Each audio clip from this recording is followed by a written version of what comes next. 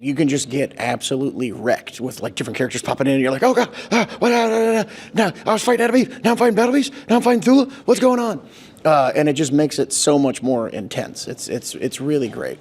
I am here with Robert Kirkman. My name is Joe Deckelmeyer with Screen Rant. We're here to talk about Invincible versus VS. Invincible versus. Now, Invincible has exploded across comics and television. What excites you the most about bringing the same energy into a video game? And why was the brutal fighting game style perfect for this universe? There's a lot of fighting in Invincible. It's a lot of fighting. So yeah, and I think that, I mean, I'm a huge fan of fighting games. I'm a huge fan of tag fighters. And so to be able to have a tag fighter in the Invincible universe, to be able to have the breadth of characters that we're going to have the interactions that we're going to be able to have the unique like moves and fighting sets and skills and things that the different fighters will have is just really cool. And I think it's a really great showcase for the Invincible universe. And I couldn't be more excited about its release. Same. And I love that it is 3v3 in this tag style. What made you choose that style specifically, and what was the inspiration for that fighting style? I mean, it's just got a unique kind of play to it, and when you have the characters tagging in and tagging out, it makes things so intense. And you can just get absolutely wrecked with like different characters popping in and you're like, oh god, what, now I was fighting enemies, now I'm fighting battle beasts, now I'm fighting Thule, what's going on? And it just makes it so much more intense. It's really great. A bit of a strategy to it as well with the tag styles, depending on who you're gonna play. The different characters that pop in have different kinds of attacks that they pop in with that can accomplish different things against different characters. They say it is easy to play, difficult to master. Sure. So like you can sit down with Invincible Versus without knowing anything about the game, and it's so simple and fun that you can kind of get in there. But if you want to reach a high level of play, you have to master all these different fight styles and these different characters and figure out how they play off against each other. And so there's so much to learn and get really like into and get involved with. So it's a really, really like intricate play experience that the Quarter Up guys have devised within this game.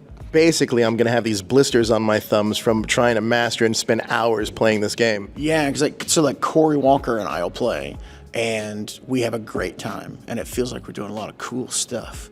And we're like, oh, this is awesome. And then one of our dev guys will go, okay, well, let me hop in. And then you're just obliterated. You're just absolutely, you can't even move. You're like, wait, what are you doing? I don't understand that. So it's like there's a game that Corey and I play that's a lot of fun, but then there's a whole different game that people that actually know what they're doing can do. And I hope to learn.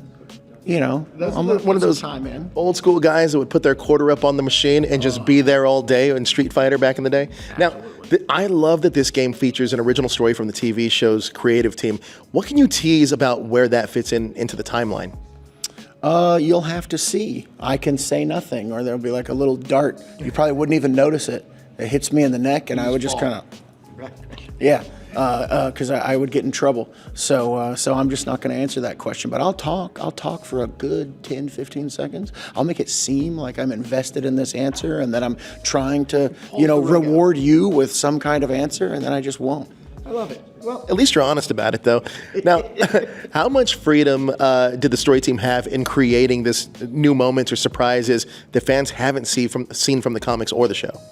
I mean, tons of freedom. I mean, myself, Corey Walker, and Ryan Otley are, watching this stuff and paying attention every step of the way. Mike Rogers is our story guy at Skybound Games, working with Quarter Up to, make sure that everything is as authentic as possible. And he's working in tandem with us. And Helen Lay, who's one of the writers on the show, is actually working on the game. I don't know if I was allowed to reveal any of that, but... well, this makes up for the last answer that you... Yeah, I got tired. I don't know. Whatever. Don't ask me any more questions. This could go horribly. The guard was down. But yeah, a lot of freedom, and they've done some really cool stuff that, Corey and Ryan and I have had a solid hand in, and so it's going to be really neat. Big announcement here at Comic-Con. Battle Beast is a playable character and is looking as savage as ever. What made him the perfect choice to spotlight at Comic-Con? I think that, this is kind of the Battle Beast moment with the Invincible Universe Battle Beast series running that Ryan and I are doing. And, he's been so great in the show. And I think that if you're doing an Invincible fighting game, I think it's very, very important to tell the fan base very early on that Battle Beast is definitely going to be in the game. That's not an announcement you save for later. Like, you need that reassurance. And I think, most of the characters that we've revealed thus far, Bulletproof, Invincible, Adam Eve, Thula, and I feel like I forgot one. I don't want to accidentally spoil one. Those are all characters of a certain size, and I think this is the first glimpse of the varying scale that you're going to be getting in the game. So this is just the tip of the iceberg to what we'll be revealing as we march closer and closer to the eventual release of this game. Get on Steam, get on PlayStation, get on Xbox, and add this game to your wish list, please. Wish list. Yes, absolutely. I mean, I'm definitely adding it to mine. Look, you've created so many incredible characters within this universe. What goes into initially picking the characters that you want to choose? I mean, is it a bit of being fan favorites, gameplay variety, a little bit of both? Yeah, definitely a little bit of both. I think that we're picking characters that will provide a unique experience to the game, so that there's a wide range of characters available that provide you different things. But we're hitting the fan favorites. I mean, there's definitely going to be a lot of characters that people are clamoring for. That is this person definitely going to be in the game, and it's like, yeah, more than likely. So yeah, pay attention, and we've got a lot of more announcements to come. But yeah, I can't wait for the full roster to eventually be revealed. Another thing that's pretty cool about this game is the arenas, because they're destructible and dynamic. What feature they feature such, or what part of the chaos having these backgrounds, I guess these dynamic backgrounds and being destructible, part of that helps. I'm trying to talk here. I'm trying to get a question out, and I can't figure it out. It's so hard. It's been a long day. I'm ready. There you go. So, you know what I'm trying to say. Yeah. So it really shows the scale and scope of the Invincible universe in these destructible backgrounds. The fact that this is a real world that is absolutely decimated by the presence of superhumans, and you really feel like just how fragile the world is around them as they're fighting, and you get to see like buildings crumbling and streets getting overrun with rubble, and it's really a remarkable thing that the team has achieved, where you get just a massive sense of scale from these fights. I love that. And we've talked in some of the trailers, so I think I can reveal that you're also getting knocked from like level to level at times, and you can be fighting on the street, and then a punch will send you to the surface of the moon, and then you're fighting on the surface of the moon, and it just really feels so authentically invincible in a way that I think the fans are going to be really excited about.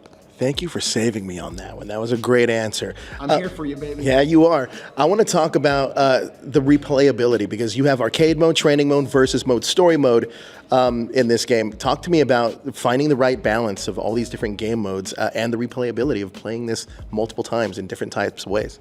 Yeah, I mean, I think that, we're trying to provide a well-rounded fighting game experience. There are certain people that just want to play a simplified versus fight. There are other people that, want to do other things that I guess I can not reveal. I don't know.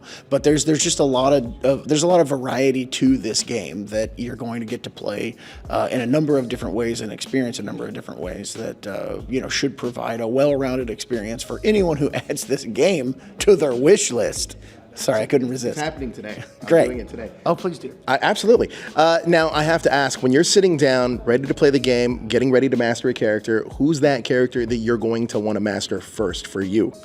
For me, I only have 6 options I can answer, or someone tackles me, but there are characters that haven't been announced yet that I am absolutely dying to play.